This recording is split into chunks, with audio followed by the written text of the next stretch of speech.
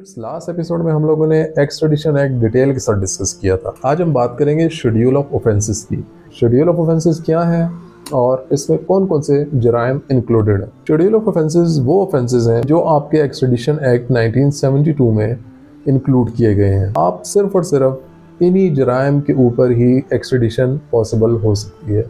यानी कि अगर एक मुलजिम जो कि पाकिस्तान से अब्रॉड गया हुआ है या किसी भी फॉरेन मुल्क से कोई भी मुजरिम या मुलजिम पाकिस्तान में है, तो उसने जो schedule of offences 1972 extradition act 1972 में जो शेड्यूल ऑफ ऑफेंसेस मेंशन हैं, इंक्लूडेड हैं, सिर्फ और सिर्फ उन्हीं के ऊपर ही आप मुलजिमान की हवालगी के लिए यानी कि एक्सट्रेडिशन के लिए अप्लाई कर सकते हैं। Let's see the schedule of offences one by one. Number 1, culpable homicide. Culpable homicide क्या होता है?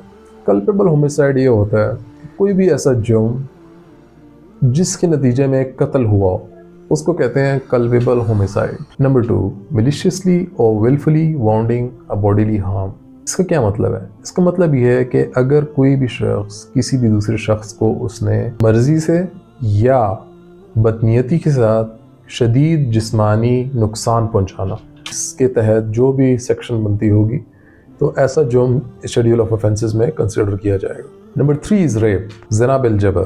Number 4 is procuring or trafficking in women or young person for immoral purposes.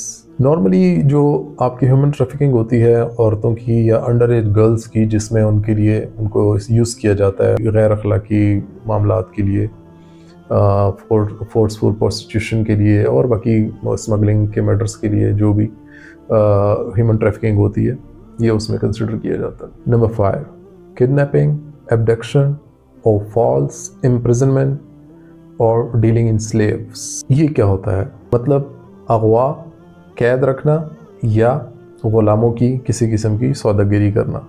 तो इसमें जो भी होगा, केस में जो भी CRPC में फॉल करता है इसके ऊपर section, it will be considered as one of the offense in the schedule of offenses of Extradition Act 1972। Number 6, stealing, detaining, exposing और unlawfully detaining a child। यानी कि बच्चे को चोरी करना, छोड़ना, बेनकाब करना या गैर कानूनी तौर पर हिरासत में लेना। नंबर 7 is the bribery, रिश्वत, जो कि हमारे यहाँ कॉमन है। Unfortunately, it's one of the offenses that is included in the schedule of offenses। Number 8, perjury or subornation of perjury or conspiring to defeat the courts of justice। यानी कि झूठी गवाही देना या झूठी गवाही को आप उसकी सरबराही करना उस मामले को, या इंसाफ के रास्ते में एक साजिश चलना और इंसाफ को शिकस्त देने के लिए साजिश का हिस्सा बनना। तो इन जुराइम को शेड्यूल ऑफ ऑफेंसेस में भी इंक्लूड किया गया। नंबर 9 इज़ आर्सन, यानी कि आतिश ज़नी करना, मतलब किसी की प्रॉपर्टी को आग लगाना और मतलब इंटेंशनली हो या अनइंटेंशनली हो। Number 10 is an offence concerning counterfeit currency. ये जाली करेंसी से मुतालिक मतलब कोई भी केस अगर होता है जिसमें जाली करेंसी आप बेचते हैं या रखते हैं या ख़रीदते हैं या उसको प्रोमोटर बनते हैं, उसको छापते हैं, तो जो भी जाली करेंसी से रिलेटेड आपका क्राइम होगा एज़ पर CRPC जो भी उसके ऊपर सेक्शन लागू होगा, तो that's included in the schedule of offences of extradition act 1972।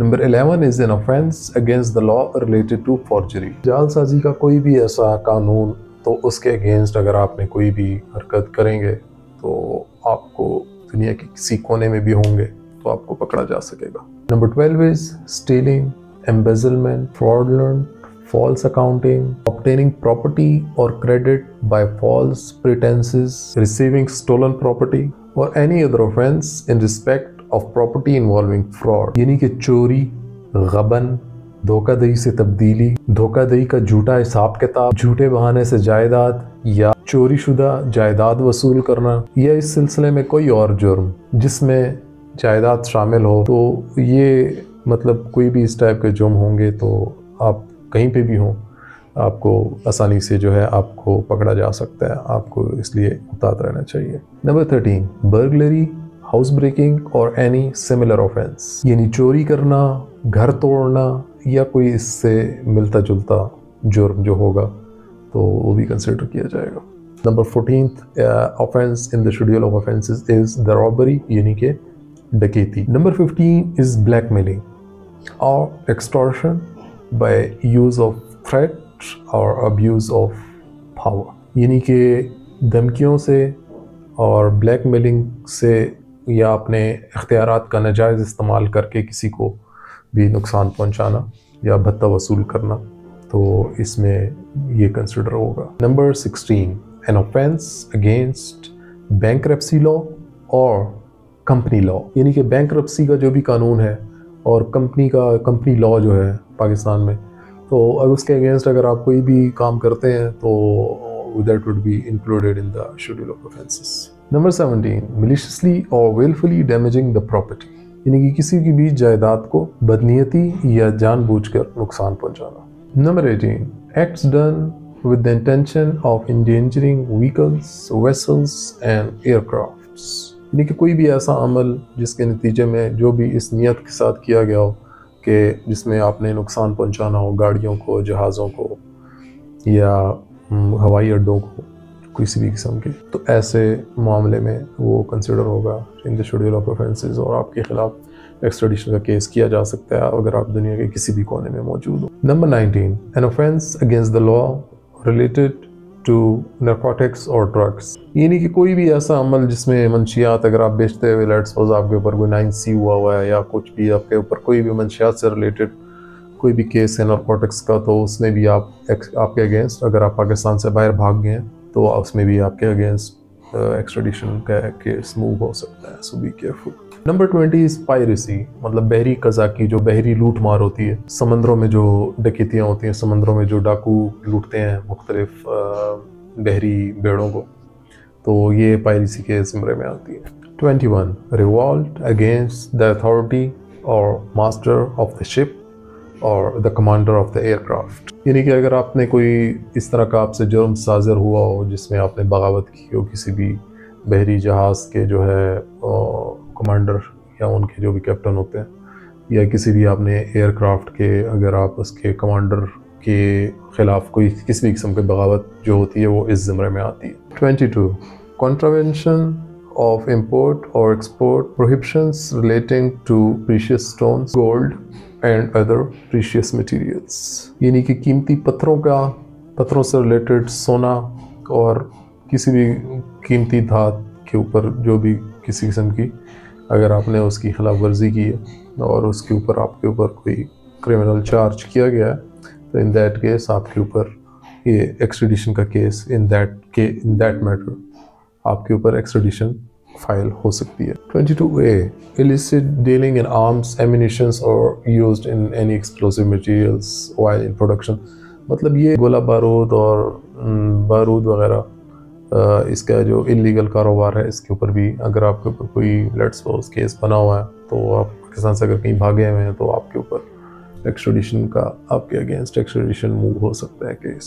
23, aiding and abetting or counseling, procuring the commission of or being an accessory before or after the fact to or attempting or conspiring to attempt any of the aforesaid mentioned offenses. मदद करना, हौसला अफजाई करना, मशवरे देना या commission हासिल करना, या इन चारों जराइम के होने से पहले या बाद में किसी भी किस्म की साजिश या इसमें मुलविस होना इसमें शामिल है.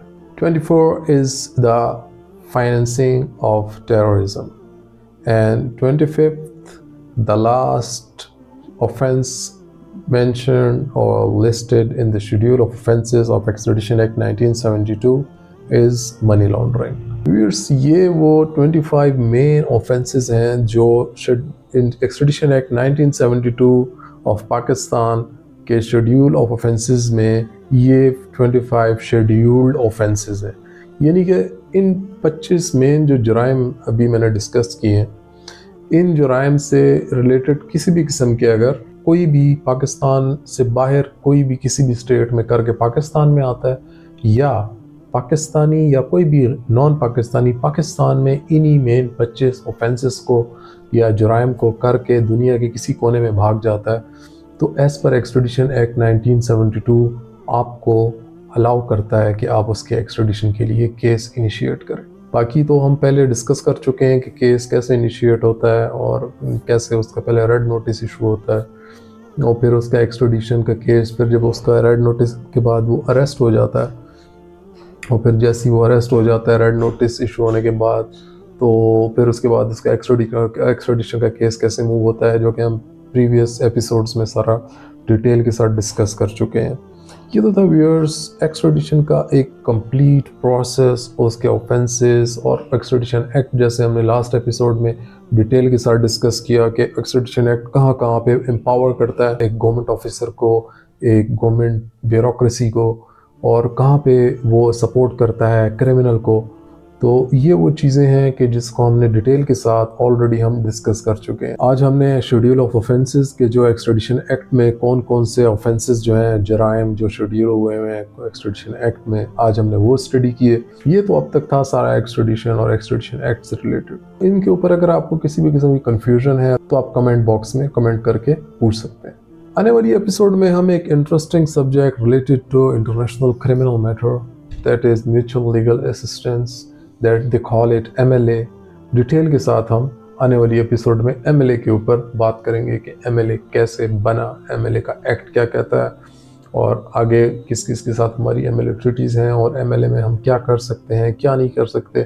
آنے والی ایپیسوڈز میں انشاءاللہ ہم MLA کے اوپر بات کریں گے۔ See you inshallah next week. Till then, take care. اللہ حافظ۔